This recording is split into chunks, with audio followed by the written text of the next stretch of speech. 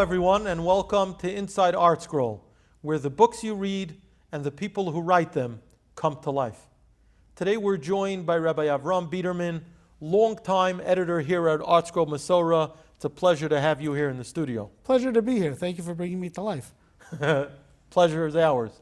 We're very excited to be discussing today a particular project that I know is very close to your heart, the Chumash with teachings of the Talmud. For those out there who are not familiar with this Chumash at all, give us a little insight into what is unique about the Chumash and also the amount of work that went into it. Okay, let's start with what's unique about it. When Moshe went up to Har Sinai, Hashem gave him not only the 5 books of the Chumash, but there was a lot of interpretation, there was a lot of explanation that went into that. The Chumash is shorthand for the entire Torah. And that entire Torah is our Shas, our Shulchan Aruch, all our Torah works are based on what Moshe was taught at Sinai.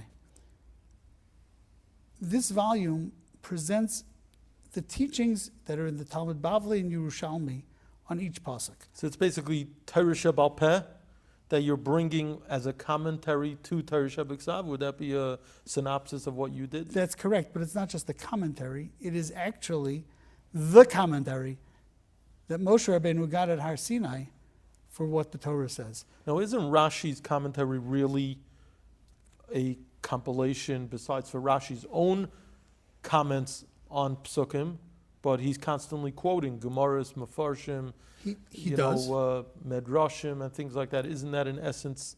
He does to a certain extent, but this brings all the teachings in Bavli and Yerushalmi. Is there an overlap between what you're bringing in the teachings of the Talmud commentary and Rashi? Sometimes. Okay. But there's also a work called Torah T'mima. The reason that it's called Torah T'mima is because it's the entire Torah. And the point is that it's also combining the Torah Sheba'al and Torah Sheba'al Peh. What he did, though, is he took many midrashim, and he does not bring down the halachic midrashim. But he does not bring down the Agadic teachings of the Talmud. We do that. We don't bring down anything that's not in the Talmud. That would be too much. Our medrash itself is 17 volumes, right. So that would be too much to. So this is like an English Torah T'mima, but an expanded version. In many and ways. I also noticed that you have excerpts or selections from the Sefer HaChinuch. Right. Tell us about that as well. We'll get to that in a moment. What we did was, though, we didn't cite the Gemara. What we did was we adapted the Gemara so that somebody could pick this up, a 12-year-old could pick this up, or somebody who has had no exposure to Gemara study in their life, and see what the Gemara teaches about something, or Yerushalmi teaches, and the language of the Yerushalmi is particularly difficult even for people that learn Gemara, Bavli, Talmud Bavli. The language of the Yerushalmi and the structure of the Yerushalmi is very difficult, and the syntax of the Yerushalmi is difficult. And what we do is we explain it in simple words. We don't use technical language. We don't use the language that's in our Gemara, the back and forth. Very often the Gemara has a discussion back and forth how to interpret a pasuk. One person will say this letter means this, one person will say this letter means that, and they learn different different laws. So the shakla v'tarya of the Gemara that you leave out. That's correct. We get to the essence and the core of it to give you the teaching of the Talmud rather than the structure of the Talmud. This is not to take the place of studying Gemara, but somebody that has no exposure to Gemara, or somebody that's looking up for Dvar Torah at their Shabbos table, can pick this up, and they have it in a language that they could actually share it with their children and the others at the table. A teacher who's in most communities, most Haredi communities, women don't study Talmud. A woman could pick this up, and when she's teaching the Chumash, she could teach a student what the Gemara says on the pasuk. I have a son-in-law who's a first grade Rebbe, and sometimes he'll grab it just for something, a thought to share with the children that's on the pasuk that they're studying. So it's a very broad-based work in terms of who it speaks to. It speaks to a broad audience. And I guess one of the challenges is conveying the Gemara's message, conclusion, essence, however you want to describe it, without the reader needing to understand the context Well, we give in the which context. you We actually give do the full give the context. We when we discuss the laws of Bikurim, we'll explain to you before as an introduction what Bikurim is at every step of the way. And as you mentioned, we bring down from the Sefer HaChinuch every time there's a mitzvah that the Torah has. We have 613 mitzvahs. There are different ways to count those mitzvahs, but the Sefer HaChinuch is one of the fundamental books that lists the mitzvahs, one of the fundamental works that lists the mitzvahs. This work tells you this is the law, this is the mitzvah that we get from this pasuk, or these are the mitzvahs that we get from this pasuk. When the title of the mitzvah is not sufficient, we give you a little capsule of what the mitzvah is, so that everybody could learn the pasuk and this said, oh, this is where it came from. I never realized. And again, that's something that takes what Moshe Rabbeinu was taught at Sinai and brings it down to us as one whole unit, body, so to one whole speak. unit, right? Now, you've done now Dvarim, so it's a complete set. We've actually did Bidvarim earlier. We just finished Right. Bamidbar, So which finished completed Bamidbar. the set. So now the set is complete. Did you find that any particular Seder was more tedious or more difficult? Was there more commentary on one than the other? Yes, Give there's us certainly insight more in into that. Vayikra Okay. than any other Sefer. Fortunately, Sefer Vayikra is shorter in text, Right. so it's The sort of volume balances- won't be- right, the volume be wasn't too thick. overwhelming. And there was a lot more technical material in Sefer Vayikra. Sefer Bereshis obviously had many more Agadaic teachings. There were only 3 mitzvahs in all of Bereshis. And but even in Shmos, when we got to the first mitzvah, so we give a little background. First mitzvah is Achodesh Elachem, Kiddush HaChodesh. We give a background of how the Jewish calendar is structured in simple language, so that a teenager, it speaks to adults as well. This isn't a book for teenagers. It's not a Right. book for teenagers, but it can speak to a teenager. It sounds like it would be a tremendous resource for Rabbanim, teachers. If you need to prepare a vart, a speech of some sort, you have really all of the Torah Shebaal Peh on a particular topic right there at your fingertips. That's correct. And in a very, very beautiful format. Was that something that you designed? To walk Well, us through that. Reb Shia Brander is our Okay. graphics genius and a layout Absolutely. genius. This did go through several iterations before he came up with this layout that is user-friendly, Right. that's not overwhelming. Very easy on the eye, Yes. very not overwhelming, even though there's a lot of information there. And it's broken down also into small segments, so that it's also very, very, very Every easily segment has a little- digestible. Every segment has a little, Subhead, the subhead has a little title to it right. and a little catchy title. Really beautifully done. It's already a classic, and I'm sure over the years, people will use it more and more. They'll start appreciating just how much work and time went into it, which leads me to my next question. How long did this take? This was actually done over the course of about 2.5 years. Wow. And the original plan was for it to be written by one person, but that would have been a bit overwhelming. Right. Each Chumash we had listed on the title pages are all the people that contributed to each volume. And then it went through an editing process to make sure that it was accurate, to make sure that it was easy to read and easy to understand. And some of our Gemara editors who worked on this needed to switch from their technical academic mode almost, to a more user-friendly, folksy mode that doesn't take away from the sanctity of the work, but just makes the work more accessible to a Right. broader audience. And I think you see that in the final product. It's an easy read, very easy flow, and we already see how people have embraced it. The feedback is phenomenal. That is Baruch correct. Hashem. That's what we're hearing. It's wonderful. And Baruch Hashem, people are using it, and we're very happy about that. Let's turn back the clock a little. Give our readers an insight into your process of growth here at ArtScroll. You've been here a long time. Tell me how it started, and tell me how it evolved. Okay. I know I'm putting you on the spot here, Right. I know you weren't ready for that question, but try your We'll have to take them the way they come, as they come. exactly. As most people know, Rabbi Meir Zlotowitz was the founder of ArtScroll, and he was very involved in Siftet Feres Yerushalayim. Big Talmud of Reb Moshe, big as Talmud, we know. close Talmud, very close Talmud Moshe of Moshe Feinstein. Feinstein. And in the early 1980s, Mesivta Tiferes Yerushalayim began doing an annual dinner for the first time in decades. I was learning in the Yeshiva of Staten Island, which is a division of MTJ, and I was conscripted to help run the dinner.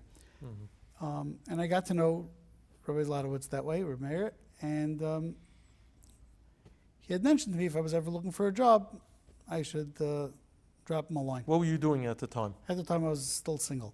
Okay.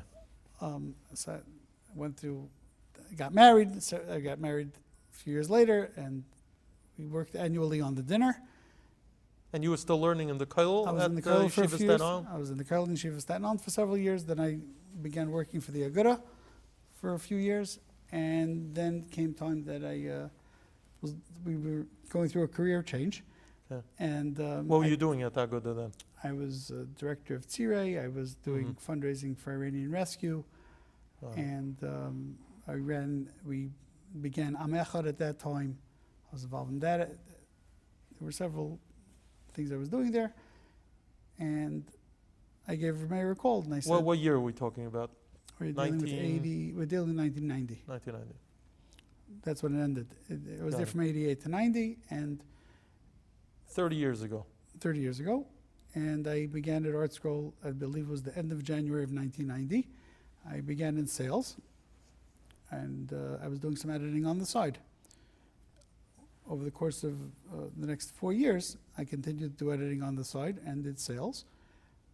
In 1994, there were some staff changes, and I was given the current position of being essentially managing editor.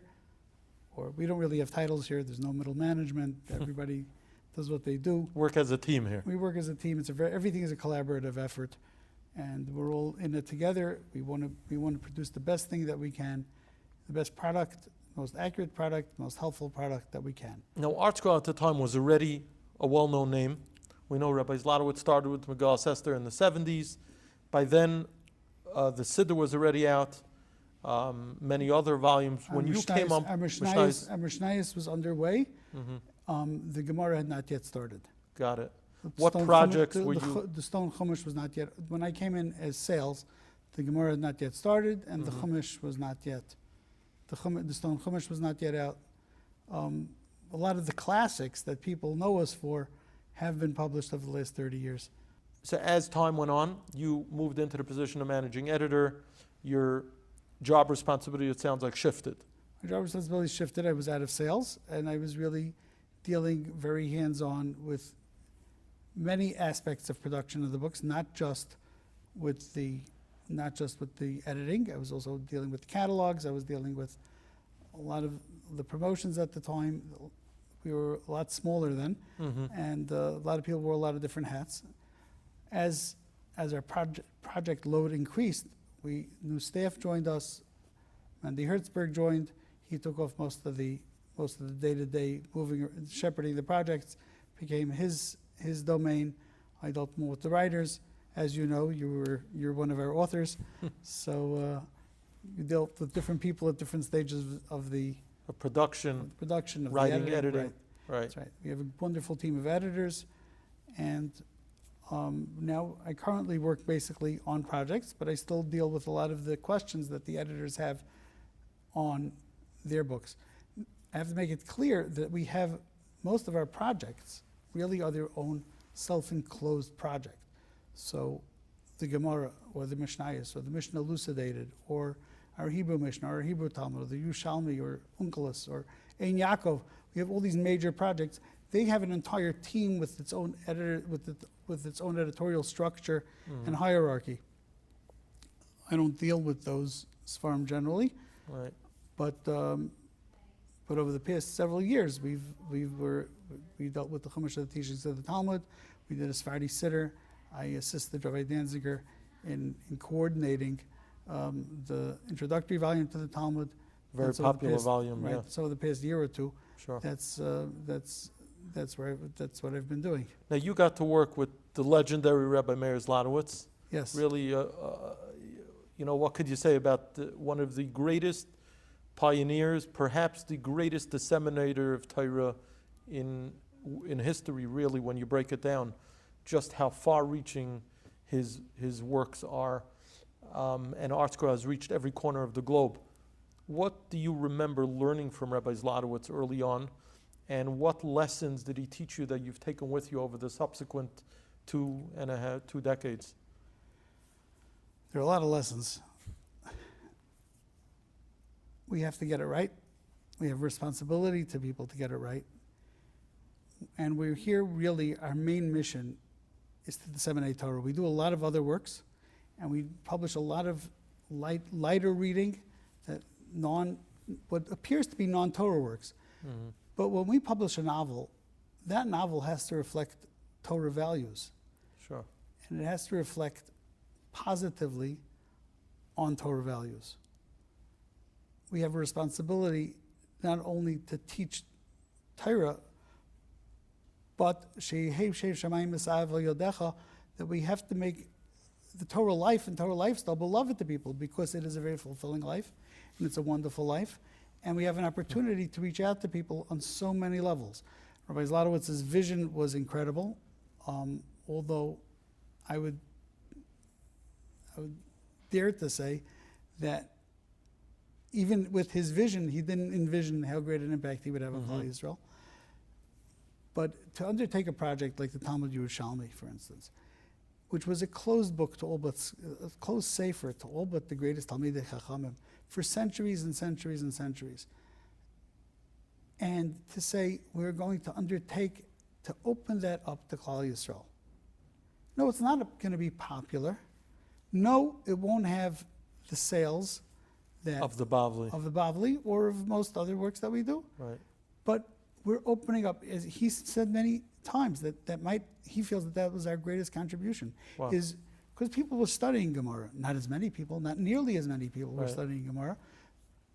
But Bavli, but to take Yerushalmi, which was closed, and to have a goyin like Rav Aaron Leib Shteiman use our Gemara, use our Hebrew Yerushalmi with his Zatzal, Rav Aaron Leib Shteiman Zatzal, to use our Hebrew Yerushalmi with the Chabura that he was learning Yerushalmi with, because whenever they had a question or they encountered something, his Chavrusa, Moshe Yehuda Schneider, Sure. would say, "Oh, it says here in the notes this and that." Really. Aaron Leib, on his own, wrote a thank you letter that's published in the Yerushalmi and subsequent volumes of Yerushalmi. He wrote a thank you letter to the editors for Wow. producing it. So when you're taking that's vision, and that's very uncommon. Right. And that's a commitment. And it's a commitment when you invest in a book, and you invest in a novel, and you invest serious money in. And then there's a hashkafic issue, and you have to drop it. That takes courage too. And Because Reb Meir operated L'Shem Shemayim, and he didn't take sales as the single barometer as to whether to undertake a the project. bottom line Obviously, wasn't the bottom line. Right, exactly. Because Right. Yerushalmi would not be on the top of the list for that reason. That's correct. But he did open it up to the wider world beyond the elite scholars who may have been studying it. Right. Gedai is taking it to the next level with opening up Onkelos, Unbelievable. with Yaakov, Right, with Taisvis. right. There's so much more that's going on. No question, Rabbi Gedalia Zlotowitz has shepherded ArtScroll from his father's vision and continued it to bring a lot of these new projects to fruition. That's But I want to jump in. We know Reb Meir Zlotowitz he strove for perfection. And when ArtScroll readers go to the store, if they buy books online, they get that final product. It shines. It's beautiful. But we know that sometimes behind the scenes, things aren't always so neat. And I want to ask you, give us some insight into crisis. Take us through some of the days and nights when maybe things weren't so neat, and you had to muster up some strength and fortitude that maybe you didn't have to get a project from inception, from idea to fruition. I'll address that on two levels. Before my times, Mayor had been working, they had hired somebody to work on Sefer Yonah. And this is a well-known anecdote. It was close to Yom Kippur, I'm not sure exactly when it was, but it was close to the deadline.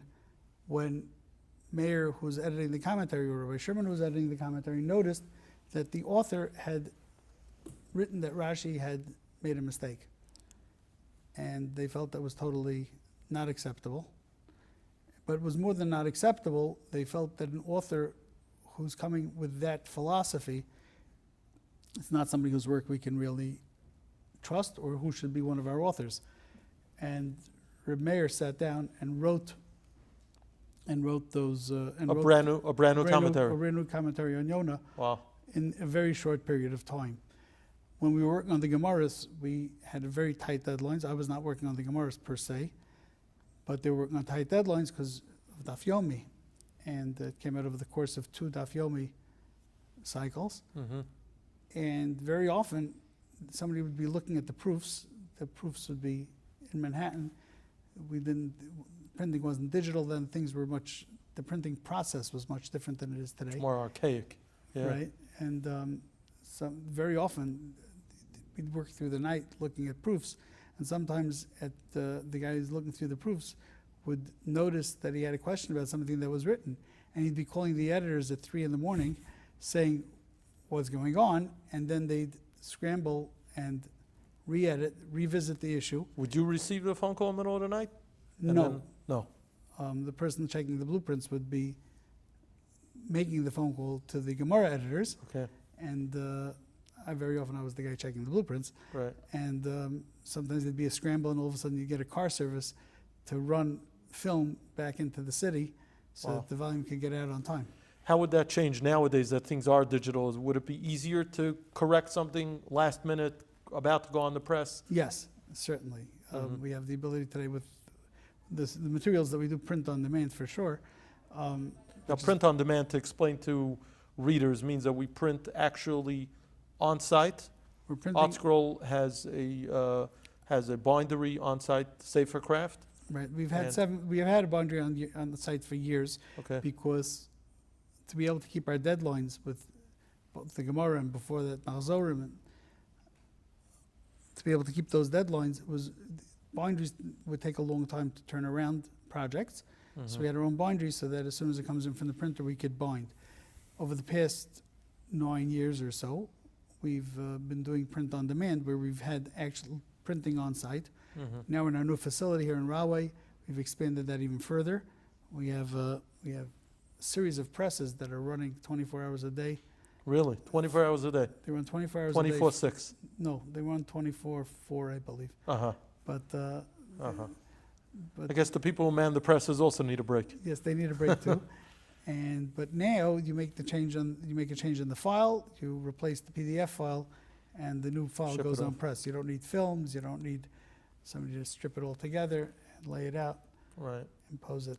What would you say has been the most challenging project you've worked on since you joined ArtScroll? Most challenging project I've worked on personally, Yeah, you personally, yeah. I'd have to say the Sephardi Siddur. Really? Why is that? It brought me to a whole new world of Nusach, Hatfilah. It brought me to an entire new framework of Hilchos Tefillah, Mm-hmm. because the poskim that they follow, whether it be Chacham Ovadia or Ben Ish Chai, very often what we take as givens, what we learned in Kitzer, Mishnah Berurah, or Chayei Adam, that guide us in our Hilchos Tefillah. Saying us as Ashkenazim. Ashkenazim, I mean, right, that is Right. me. The framework that Ashkenazi I know, born and bred. Ashkenazi born and bred, what guides me in Hilchos Tefillah are the halachas that we follow, You're familiar that with. I'm familiar with. Right. Brought me to a whole new levels of, and each the different Sephardi communities have different nuschais. Right, there's and they Aram have different Tova, customs. Edot HaMizrach. Right, and there are Moroccans, Right. Persians. This brought us into contact with halachic authorities and authorities on minhagim of the various communities, and working with a team of Sephardim from various communities, we were able to produce a siddur that is unique in that it addresses the various minhagim and nuschais of most of those communities. Mm-hmm. And I've heard from many Sephardim. I'm using the term Sephardim, but Sephardim doesn't really include Moroccans, and Sephardim doesn't really include Persians or Bukharans. But all those that daven, that's the nuschois that are similar and that are different from the Ashkenaz / Sfard that we're used to. I've spoken to people from all those backgrounds, and they love the siddur, not only because it opened up tefillah to them, just like the ArtScroll siddur opened tefillah to everyone. All the Ashkenazi communities 35 years ago, this siddur opened tefillah to them. It gave them the inspiration and the translation and the meaning and the depth that they so sought. Right. But not only that, but it reflected and gave them instructions for what they should be doing based on their nosach, and it reflected their nosach. It is a beautiful siddur, and the feedback from Sephardic communities of all types, and what we call Sephardi obviously has a very, very broad connotation, broader than the real definition, but the feedback has been phenomenal. Yes, it has been. Baruch Hashem. Very well received. We said you're an editor here in ArtScroll. Now, forgive me for asking, but what is an editor? What does an editor do? Wherever an editor works, they're dealing with language, correcting language, making sure that the writing is clear, understandable to a reader, and that's across the board, any place an editor works. Here at ArtScroll, there are additional layers in terms of trying to ensure that the material is accurate in terms of content. When they cite a commentary, when they cite a Talmudic citation, it's the editor's role to keep his antennae attuned to errors. Now, no editor can check every source in every book, but if they see something that might be amiss, they're looking it up, they're checking it out. Another thing is hashkafa. We're coming from a hashkafa that's been formed by the Gedolei Yisrael, the leaders of Klal Yisrael, who have led us, who have guided us, Hashem Yipiyam Anu Chayim, going back to the early days of ArtScroll, from Rav Moshe Feinstein, Rav Yaakov Kamenetsky, Rav Mordechai Gifter, to Lahavdil Ben Chaim L'Chaim, Rav David Feinstein, Rav David Feinstein, Rav David Cohen, Rav Hillel David. These are people that we have consulted. I just got a call last week from Rav Hillel David that he was reading one of our books, and he found something that was obviously an editor had made a change there, and it turned into it was a gaffe. We actually went ahead and corrected it immediately in all the books that we had in stock even. So we have to reflect the Torah hashkafa that has been passed down to us by our Torah luminaries. Right. And sometimes we've dropped books. As I mentioned, we dropped the book well into the editing process because wasn't up to par. Because we have a responsibility to do what's right. Now, an editor, obviously, you referenced it before. There's the literary part of it, besides the hashkafa part, dealing with a lot of transliterations. In fact, I would say that ArtScroll has kind of set the template for the Torah world in transliterating. A lot of people have replicated it since then. Walk us through that, how you're here from the early days. How was that style sheet, so to speak, compiled? And has it evolved at all, or has it basically stayed the same over the last 30 years?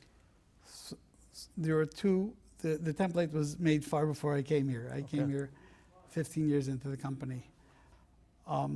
We use an Ashkenaz. It's a hybrid. As we explained in our early works, it's a hybrid of Ashkenazi spelling and Sephardic vowelization. Which I always found interesting. What's the background of that? You don't know. I walked into it finished. It preceded you. Preceded me. But you carry it on faithfully. Yes, we carry it on faithfully. What did evolve over the years is that our readership has become more used to certain terms. When ArtScroll began, there was a vast readership that wouldn't know how to deal with Yaakov or Yehoshua or Bereshis. They knew Genesis. Right. They knew Joshua. I did notice in the stone edition of the Chumash, so in the commentary it is what we would call anglicized. It's Moses and Jacob as opposed That's to correct. Moshe and Yaakov. Whereas in storybooks or other things like that, it would be Moshe and Yaakov, the terms that people have gone to yeshiva are more familiar with. Even our Gemara, I believe in even our Gemara it's Moshe, and that's become more standard today than it was, as the public became more familiar with these terms. At the beginning, again, when our siddur hit 25 years old, a friend of mine, who was not a friend of mine at the time, I didn't know him, a fellow named Ron Coleman, wrote a beautiful essay, a tribute to the ArtScroll siddur at age 25. He as a Baal Tshuva. He's our lawyer. He's one of our lawyers now. We use him. He's our intellectual property lawyer, but he wasn't then. He wrote a beautiful piece about how meaningful this siddur was to him in helping him adapt culturally to shul. It told you where to stand. It told you where to sit. It told you where to bow. It told you where to step back. It told you where to step forward. It gave you those tools that you were too embarrassed to ask. Shouldn't or stand felt out like a sore uncomfortable- thumb. Or Right. uncomfortable asking. Many years ago, probably several months after I took on this role, I got a phone call from somebody in Pennsylvania. The county will remain nameless, who told me that he just wanted to let me know that they had been part of a conservative temple, and an ArtScroll siddur made its way there. Oh. And the people started getting a number of the people there, a number of the congregants became very offended that the service was not following the text and the instructions of the siddur, and they ended up making a halachic minyan based on the ArtScroll siddur. Wow. They made the first Orthodox, what they said, what that fellow averred was the first Orthodox shul in that county. Phenomenal. Who would have For the who would've ArtScroll thought? siddur. I went to Rabbi Sherman, I said, you know, Imagine the schus. right, it's Amazing. unbelievable. I actually recently saw an article that said that there's been an increase in the use of ArtScroll Siddurim in non-Orthodox congregations, which is a fascinating thing. You would think that they would have an aversion to it because all the customs are Orthodox, strict adherence to halacha, but the siddur is so flawless.